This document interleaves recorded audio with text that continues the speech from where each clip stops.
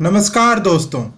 आज हम आपको एक ऐसी हिंदी कहानी सुनाने वाले हैं जिसे सुनकर आपको भी गर्व महसूस होगा। जी हाँ दोस्तों, ये कहानी है एक सुल्तानपुर गांव की। वही एक गांव जहाँ पे सभी अच्छे लोग रहते हैं। उसी गांव में एक पंकज नाम का व्यक्ति रहता था। उसका समोसा और मिठाई की दुकान थी।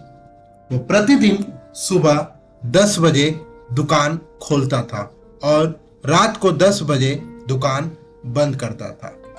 उसकी दुकान की खासियत थी कि उसके दुकान के सामने चारपाई लगी रहती थी और गांव के जितने भी व्यक्ति, खास करके बुजुर्ग थे, वो प्रतिदिन उसके दुकान पे समोसा, मिठाई और चाय खाने पीने आते थे। तो हुआ यूं कि पंकज इतना फेमस हो गया कि आसपास के गांव से भी लोग उनका समोसा खाने आने लगे। आखिरकार उसका समोसा इतना फेमस क्यों था? मिठाई इतना लाजवाब क्यों था?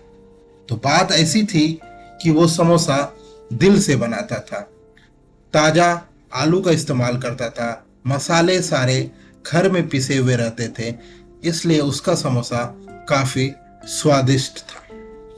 हुआ यूं कि गांव में आज काफी चहल पहल थी और एक व्यक्ति प्रतिदिन उसके दुकान पे आता था और 2 पीस समोसा और 2 पीस मिठाई खाता था और पता नहीं क्यों वह पैसे नहीं देता था। फिर भी पंकज उसे कुछ नहीं बोलता था। उस व्यक्ति का कोई और नाम नहीं बल्कि मदन था। ये कुछ दिन ऐसा ही चलता रहा। मदन रोज दुकान पे आता, 2 समोसा खाता, 2 मिठाई खाता और चला जाता था। ये देखकर आसपास के लोग पंकज से पूछने लगे, अरे वो कौन व्यक्ति है जो प्रतिदिन तुम्हारे दुकान पर आता है और 2 पीस समोसा और मिठाई खाकर चला जाता है लेकिन पैसा नहीं देता है?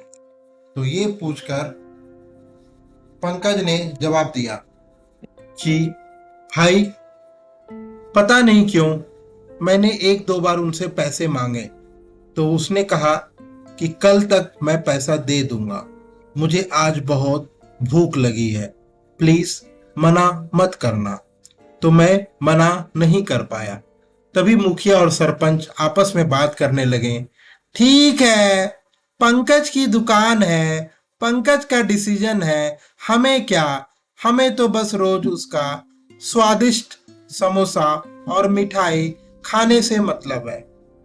अगले दिन फिर मदन आया और समोसा और मिठाई खाया और इस बार उसने कहा, पंकज भाई, मैं माफी चाहता हूं, मैं पैसे नहीं दे पाता हूं, बट मैं कोशिश करूंगा कि जल्द ही आपको सारे पैसे लौटा पाऊं।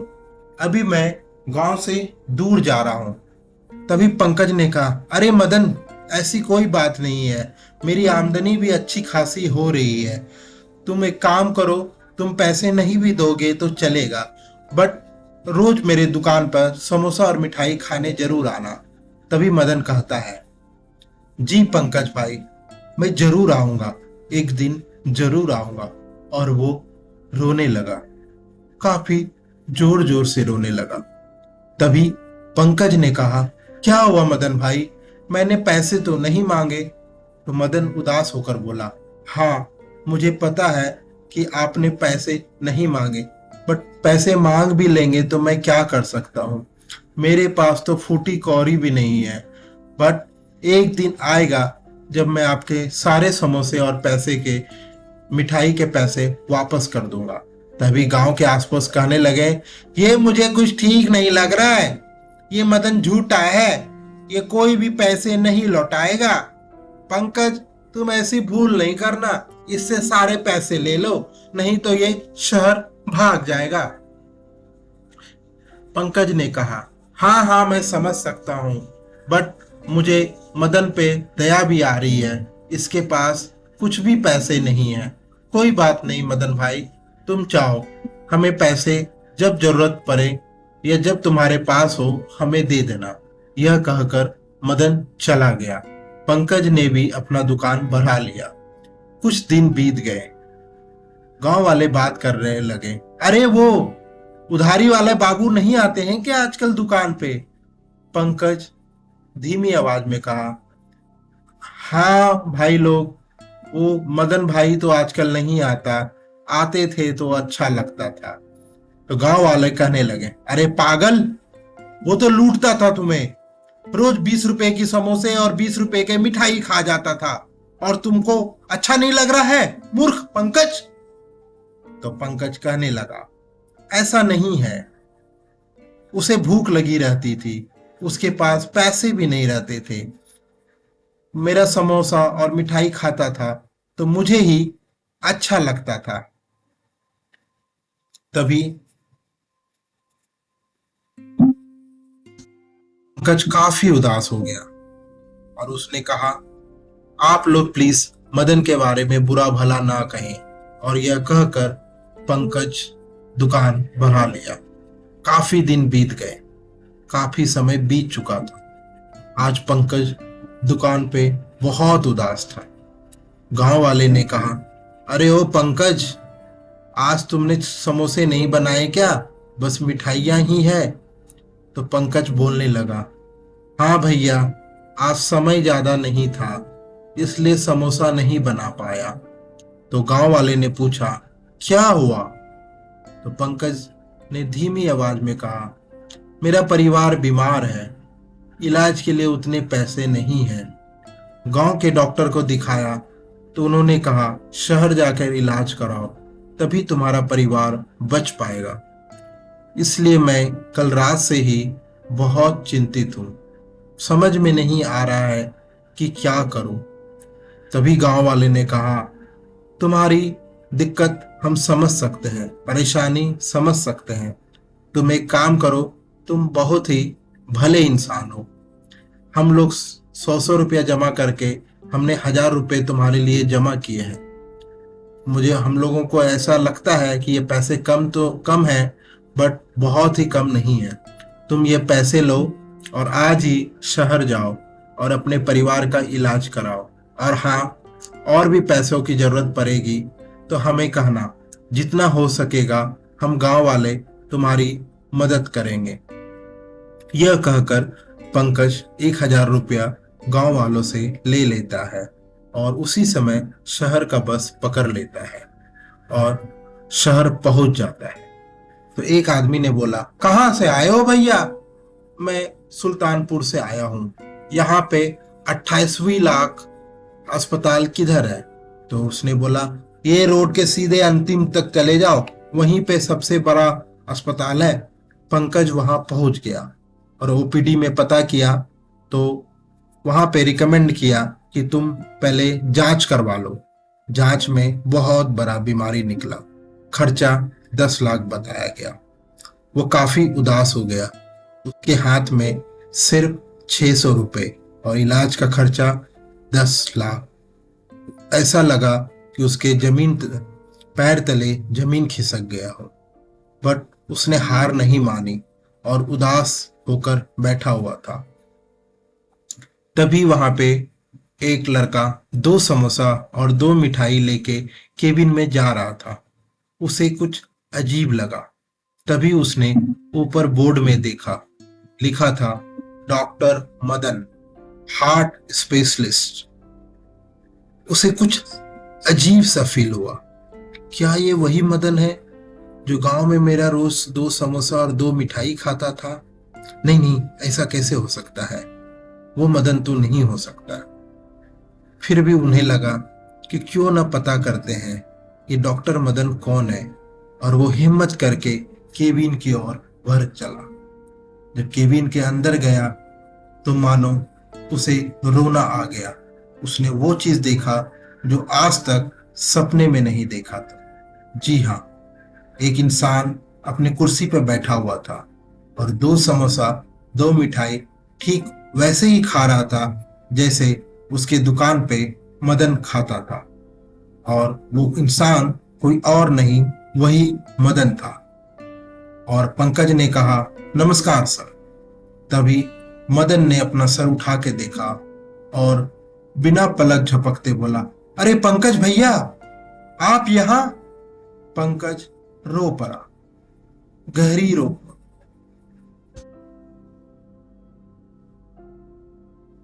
मदन भैया, अरे अरे, आप मुझे भैया ना बोलो।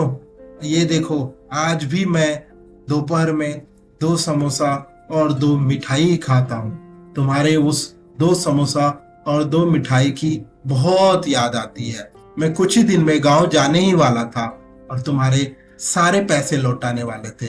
खैर पंकज भैया, आइए बैठिए। आप आए, बहुत अच्छा लगा। क्या हुआ, आप काफी उदास लग रहे हैं? पंकज रो पड़ा और उसने कहा, अपनी सारी बातें बताई कि 10 लाख रुपया इलाज खर्चा के लिए चाहिए। यहाँ के एक डॉक्टर बहुत बड़े डॉक्टर हैं और उनका खर्चा बहुत ज्यादा है। मदन बहुत खुश हुआ, ऊपर वाले का आभार व्यक्त किया। अरे पंकज भैया, क्यों चिंता करते हो? वो बड़े डॉक्टर कोई और नहीं, मैं हूं। मैं आपके परिवार का इलाज करूंगा। आप 10 लाख रुपए भूल जाएं। आप ये पहले समोसा और मिठाई खाइए। पंकज अंदर से बहुत खुश हुआ और ये सोचने लगा कि आज से 4 साल पहले जो मैंने अच्छी नियति की थी, अच्छे भले काम किए थे, किसी भूखे को खाना खिलाया था, आज वो वापस आ गया।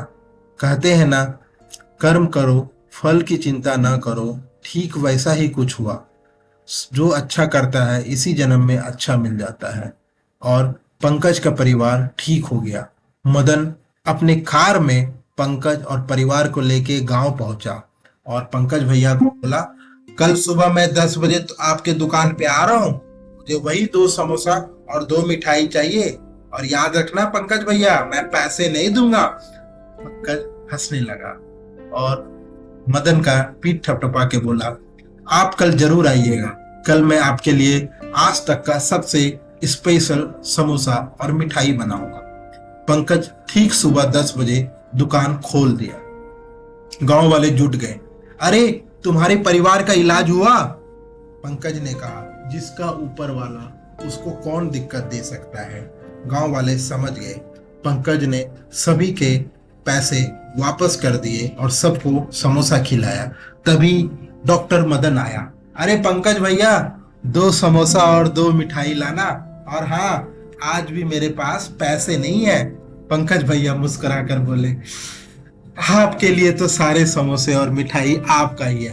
गांव वाले कहने लगा, अरे अरे, इसको आज भी तुम फ्री में खिला रहे हो? ये तो झूठा और मक्कार है। तो पंकज भैया उदास होके बोले, गांव वालों, आपको पता नहीं, आज मैं दोबारा दुकान खोल पा रहा हूं तो सिर्फ ये डॉक्टर मदन भैया के कारण। यही वो इंसान है जो हमारे यहाँ समोसा खाते थे और आज दुनिया के सबसे बड़े हार्ट स्पेशलिस्ट डॉक्टर हैं। इन्होंने ही 10 लाख का इलाज फ्री में किया। गांव वाले सब सर झुका के खड़े हो गए और डॉक्टर मदन को प्रणाम किया और माफी मांगा। मदन भैया, आपके बारे में पता नहीं हम लोग कब से बुरा भला कहते थे, हमें माफ कर दीजिएगा। तभी डॉक्टर मदन ने कहा, याद रखिएगा, आप नमक रोटी खा ले, पानी पी के सो जाएं, लेकिन कभी भी किसी गरीब भूखे को नाराज नहीं कीजिएगा। तो दोस्तों, ये थी मेरी हिंदी कहानी। इसका मोरल यही है कि कभी भी कोई भी भूखा व्यक्ति हो तो बांट करके ही खाएं, बट जरूर खाएं। कभी न कभी अच्छे कर्म का फल अच्छा ही होता है। तो दोस्तों, कैसी लगी ये हिंदी कहानी कमेंट करके बताइएगा। चैनल को सब्सक्राइब कर लें, वीडियोस को लाइक करें, कमेंट करें, शेयर करें। मिलेंगे किसी अगले वीडियो में किसी अगले कहानी के साथ। आपको और कौन सी कहानी सुननी है आप प्लीज बताएं। और इससे पहले मैंने एक भूत की कहानी अपलोड की है, आप उसको भी सुने और बताएं कि कैसी है।